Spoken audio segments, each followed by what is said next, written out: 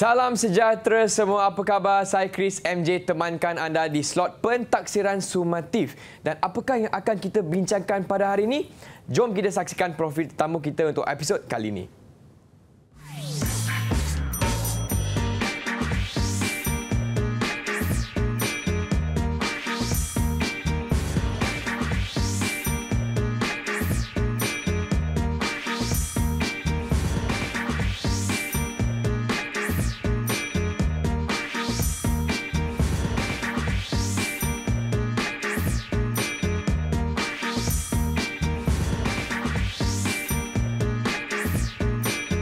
Baiklah semua, untuk episod kali ini saya bersama dengan Encik Mat Som selaku Ketua Penolong Pengarah Kanan di Sektor Pembinaan Instrumen Akademik Kementerian Pendidikan Malaysia. Apa khabar Tuan? Alhamdulillah, sihat walafiat. Okey, saya nampak hari Tuan pun dah sedia segak sangat untuk perbincangan kita pada hari ini. Tapi sebelum kita teruskan Tuan, saya juga ingin ucapkan selamat datang kepada Cikgu Suhaili selaku Juru Bahasa Isyarat kita untuk episod kali ini. Hai Cikgu.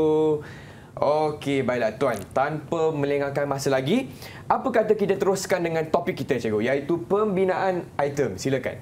Terima kasih Chris. Assalamualaikum warahmatullahi wabarakatuh dan salam sejahtera. Sidang penonton yang dihormati sekalian, pada hari ini insya-Allah saya akan kongsikan bersama-sama tuan-tuan dan puan-puan berkaitan dengan pembinaan item. Kita mulakan dengan slide yang pertama. Okey, sebenarnya tajuk besar kita ialah di sini berkaitan dengan pembinaan instrumen.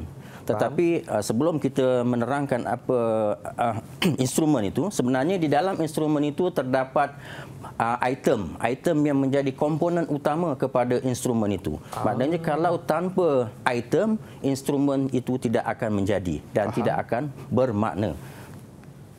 Jadi tuan-tuan dan puan-puan, sebelum kita melangkah lebih jauh, sebenarnya instrumen itu berkaitan dengan pentaksiran. Apakah itu pentaksiran? Kita berkenalan dulu dengan pentaksiran. Baiklah. Pentaksiran ini merupakan proses untuk kita mendapatkan maklumat. Maklumat dan juga membuat penghakiman, dan penghakiman yang kita buat itu ialah berkaitan dengan produk sesuatu proses pendidikan. Kita teruskan, apakah yang dikatakan dengan proses tadi? Proses itu sebenarnya ialah satu susunan langkah ataupun tindakan yang sistematik yang dilakukan untuk mendapatkan hasil yang dikehendaki ataupun hasil yang diperlukan. Hasil yang kita perlukan itu ialah kita nak tahu setakat mana anak murid kita dah tahu, dah faham dan dah boleh buat sesuatu bidang mata pelajaran yang dipelajari dalam satu-satu tempoh. Maklumat yang maklumat yang berita ke atas tuan.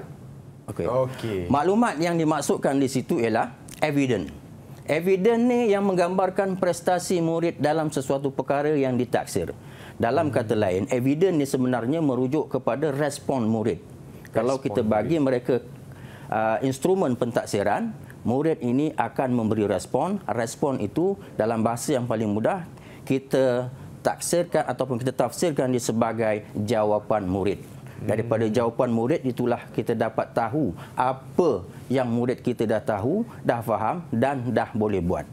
Kalau dia boleh jawab dengan baik, maknanya pengetahuan dia, kefahaman mereka sangat bagus. Tapi kalau dia jawab dengan kurang baik, maknanya tahap pengetahuan, pemahaman memang masih di tahap yang rendah.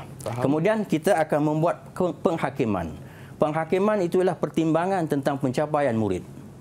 Jadi dalam bahasa yang paling mudah, kalau penghakimannya kita nak laporkan apa yang anak murid kita dah capai, tahap penguasaan mereka. Mungkin kita akan beri grade, kita akan keluarkan dalam bentuk pelaporan yang berupa tahap pencapaian ataupun tahap penguasaan dan seterusnya produk. Produk yang kita inginkan dalam pentaksiran ini ialah kemenjadian murid itu. Kemenjadian murid itu yang akan meliputi bidang pengetahuan, kemahiran kognitif mereka, nilai, adab. Itulah yang kita harapkan dalam proses pentaksiran ini, sebab kita nak menguji apa yang anak murid kita dah tahu, dah faham dan dah boleh buat setelah mereka ini melalui satu-satu proses pendidikan. Itu Chris yang dimasukkan dengan pentaksiran. Pentaksiran. Baiklah, terima kasih Tuan. Dan apakah kesan sekiranya kita tidak ada pentaksiran dalam sistem pendidikan kita? Baik. Kalau tak ada pentaksiran, yang paling mudah kita tak tahu apa yang kita sampaikan. Kalau guru mengajar, dia tidak mentaksir, maknanya guru tu tak tahu. Apakah yang anak murid dia dah tahu, dah faham dan dah boleh buat. Dan dalam mungkin murid-murid kalau tak diuji, tak ditaksir, dia tidak mungkin tidak ada motivasi untuk mereka belajar.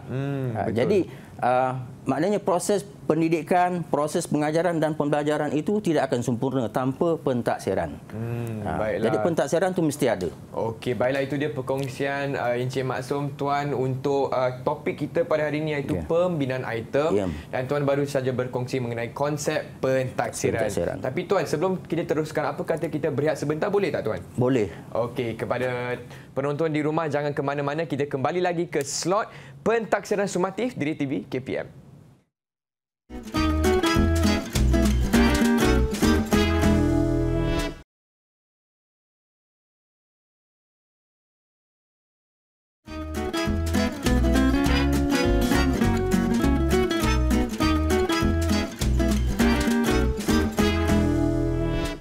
Apa khabar semua? Kembali lagi di slot pentaksiran sumatif bersama saya Chris, MJ dan juga Encik Maksum untuk topik kita pada hari ini, iaitu pembinaan item.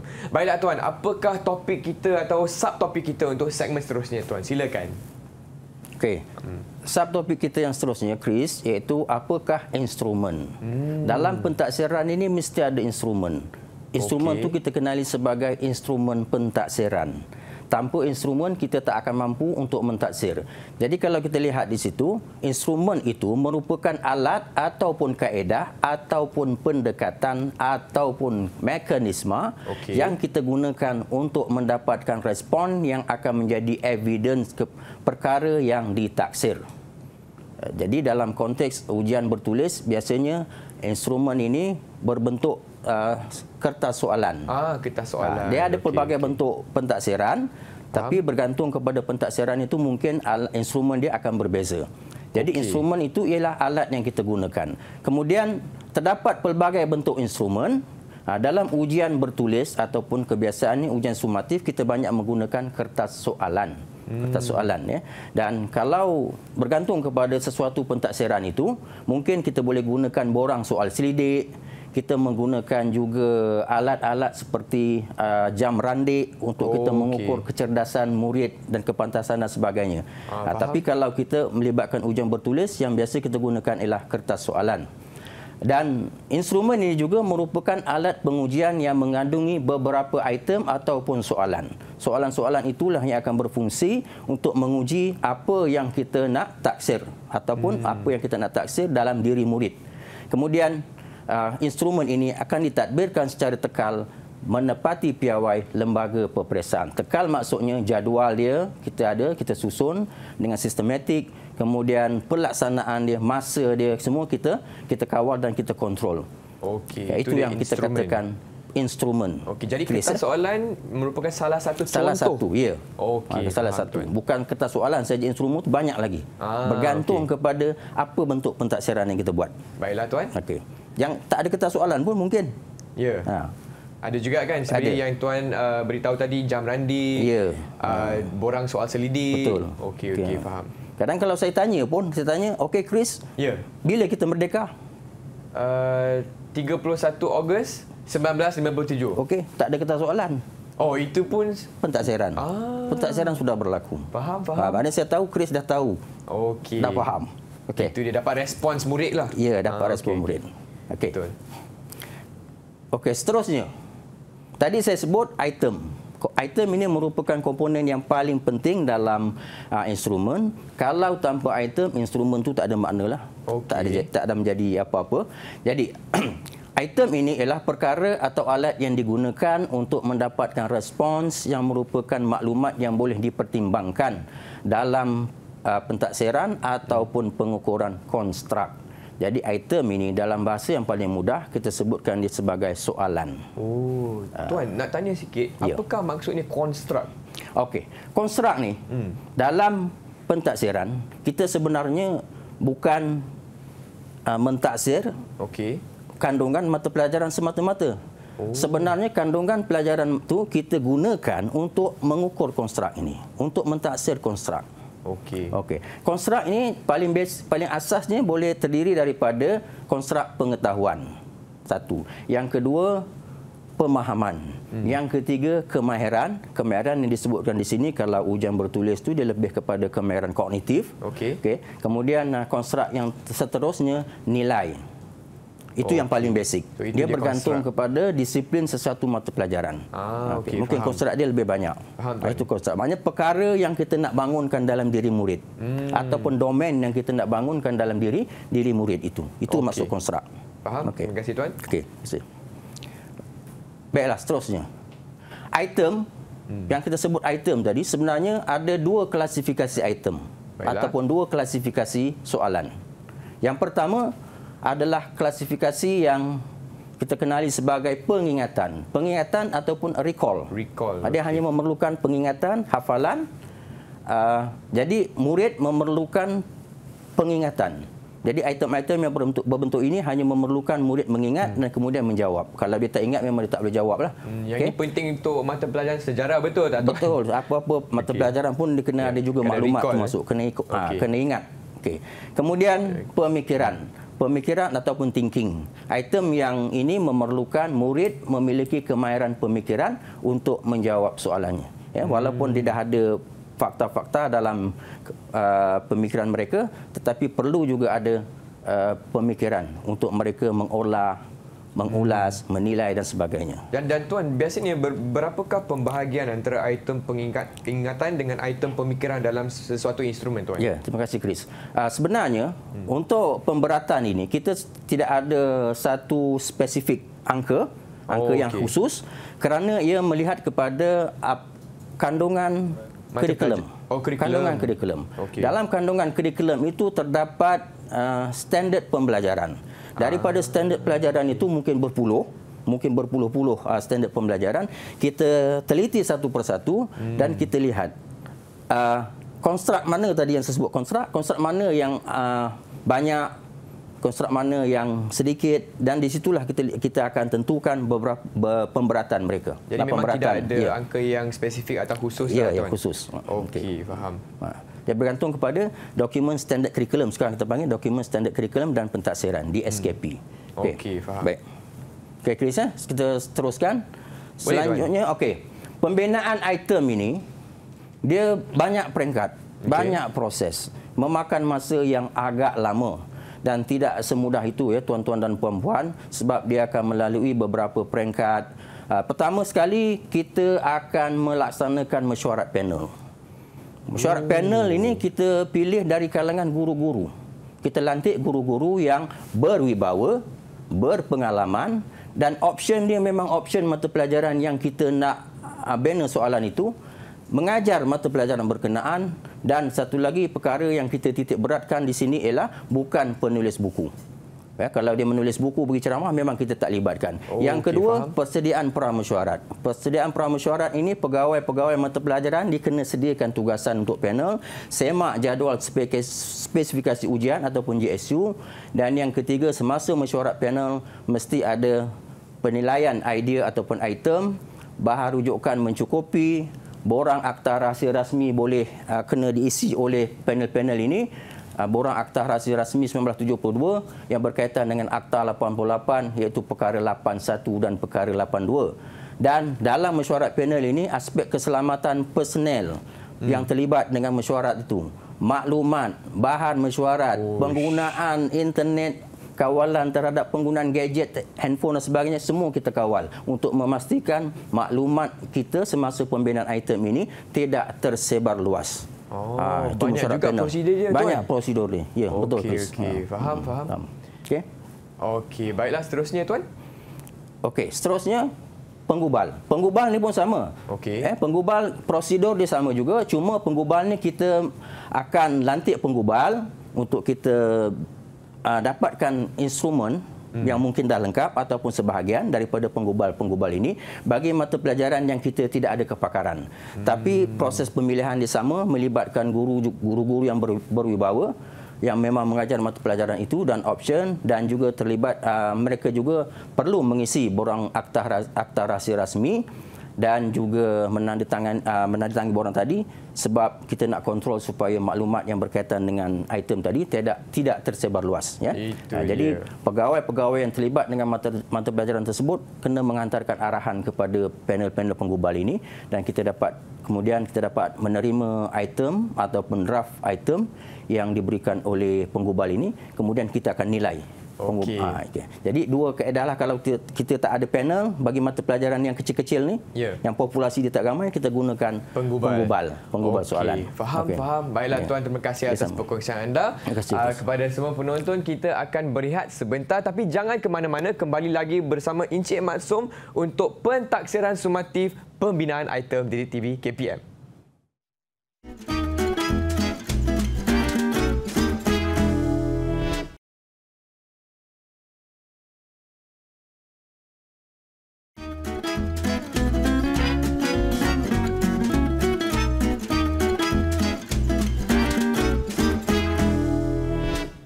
Salam sejahtera semua, anda sedang menonton slot pentaksiran sumatif bersama saya Chris MJ selaku pengacara anda, dan hari ini topik kita ialah pembinaan item dan saya bersama dengan Encik Maksum. Baiklah tuan, untuk segmen seterusnya apakah fokus kita tuan?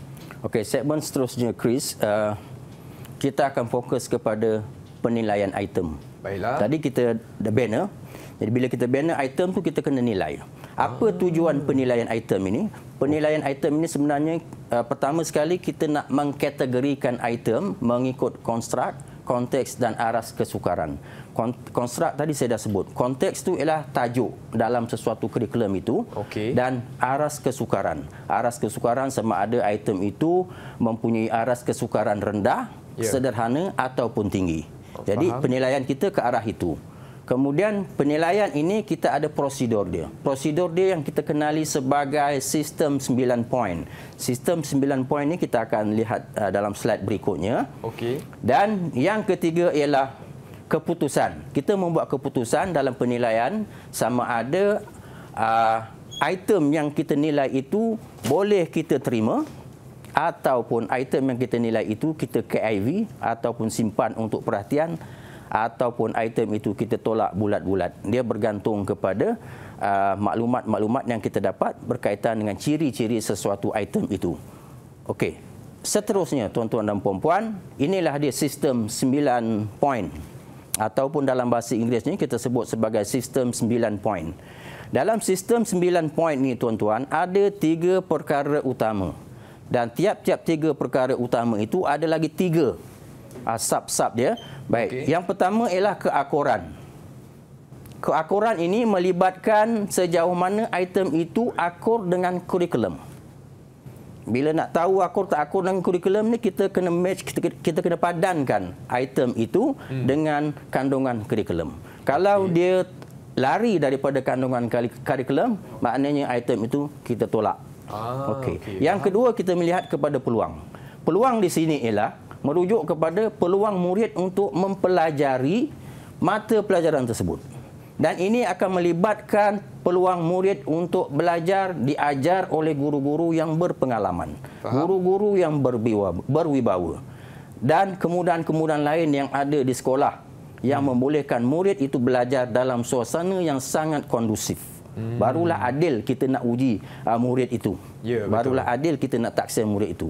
Kalau dia tak berpeluang mendapatkan pengajaran yang baik daripada guru, maknanya itu sudah tidak adil. Tapi kadang-kadang kita susah lah sikit. Kita ni di Kuala Lumpur, kita tak tahu murid-murid kita ada beribu-ribu buah sekolah, kan? Ya, betul. Kemudian akur, mesti akur spesifikasi. Spesifikasi ini satu dokumen yang mengandungi format kertas soalan, bilangan kertas soalan, cakupan, kandungan kurikulum. Jadi spesifikasi ini juga kita jadikan rujukan semasa penilaian. Kalau dia tidak akur spek, memang item ini kita tolak. Kemudian sistem 9 poin ini juga melibatkan ketepatan dan kejelasan. Ketepatan ni tuan-tuan dan puan-puan ada 3 perkara juga. Yang pertama konstruk. Konstruk tadi saya dah sebut. Konstruk ini adalah tugasan item mampu menghadirkan evidence ataupun bukti bagi konstruk yang kita harapkan. Maknanya kalau kita nak menguji konstruk pengetahuan, item yang kita bina itu mestilah akan menghadirkan respon murid dalam bentuk pengetahuan. Kalau nak menilai, mestilah item itu ada unsur-unsur penilaian. Baru murid boleh memberikan respon penilaian. Kemudian tajuk. Tajuk yang kita gunakan dalam kurikulum itu, di mana tajuk yang kita gunakan itu untuk mengukur sesuatu konstruk. Kemudian kejelasan. Kejelasan ialah dari segi persembahan item itu.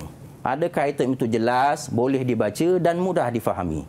Jangan nanti soalan itu menyebabkan murid keliru dan memberikan respon yang tidak sepatutnya, tidak seperti yang kita harapkan. Itu penting. Okey, Chris. Okey, seterusnya ialah kesesuaian. Kesesuaian ini melibatkan kesukaran. Kalau kita kata item ini kita bina untuk item aras rendah, mudah, mestilah dia mudah. Kita itu. Kalau kata aras sederhana, mestilah aras sederhana. Kalau dia tinggi, mestilah aras tinggi.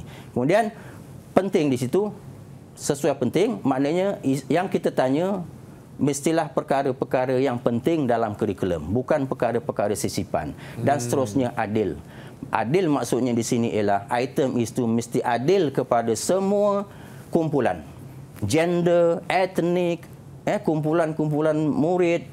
Kita tak mahu item itu memberikan kelebihan kepada sesuatu kumpulan ataupun berat sebelah kepada sesuatu kumpulan tertentu. Jadi dia tidak adil nanti kepada murid. Contohlah saya boleh bagi. Kalau kita nak bagi soalan misalnya, ceritakan pengalaman anda berkelah di tepi pantai. Apa akan jadi pada murid yang tak pernah tengok laut? Yang duduk berumah di kawasan pedalaman mungkin. Jadi dia tak adil pada murid.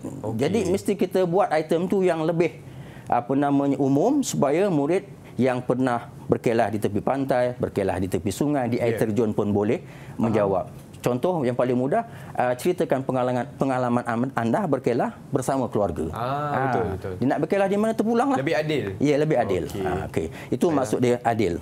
Okey, jadi ini dia sistem 9 point. Yes, sistem 9 point ataupun 9 point ini ataupun sistem 9 point system. Ini made in Malaysia. Memang Malaysia punya. Made in Malaysia. Memang Malaysia punya, tuan-tuan. Baiklah. Seterusnya, tuan. Seterusnya.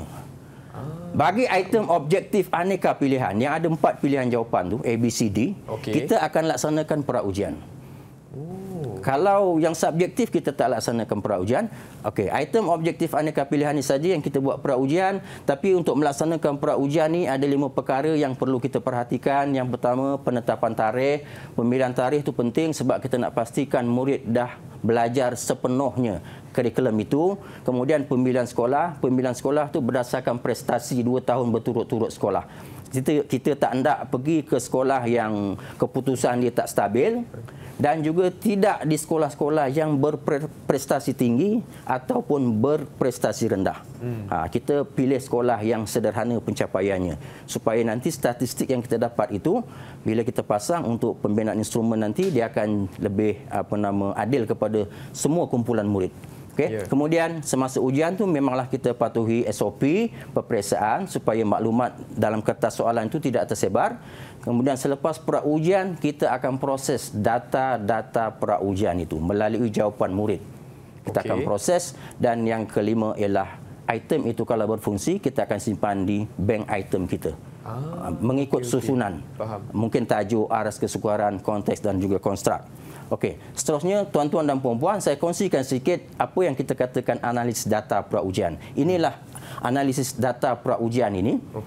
Yang di situ ada beberapa maklumat yang perlu kita perhatikan. Yang paling penting untuk diperhatikan di situ ialah MCS tu. MCS itu Mean Criterion Score yang merujuk kepada kumpulan murid yang berada memilih sesuatu option sama ada A, B, C atau D. Kemudian yang kedua penting ialah RPBs tu, I point by serial ataupun kita panggil R point by serial ini. R point by serial ini adalah rush model dan di sini kita dapat melihat kefungsian setiap item, kefungsian item itu untuk mendiskriminasi murid mengikut kumpulan pencapaian tadi. Bukan diskriminate maknanya yang negatif, tapi kita nak bezakan adakah item ini boleh dijawab oleh murid pandai ataupun murid sederhana boleh jawab. dan kita akan perhatikan juga pada MCS itu. Jadi maklumat-maklumat ini tuan-tuan dan puan-puan sangat penting.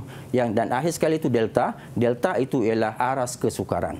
Aras kesukaran itu merujuk kepada yang kalau dalam skrin tu mungkin tuan-tuan boleh tengok yang warna hijau gelap tu, itu ialah jawapan. Jadi semua maklumat tentang kemenyediaan item tu kita rujuk juga pada jawapan itu, dan soalan ini jawapannya ialah C tu. Jadi dia ada P di situ ialah P value. P value ini peratusan murid memilih option itu. Kalau yang pilih C itu 58.7%. Dan MCS itu memang murid pandai berada di situ.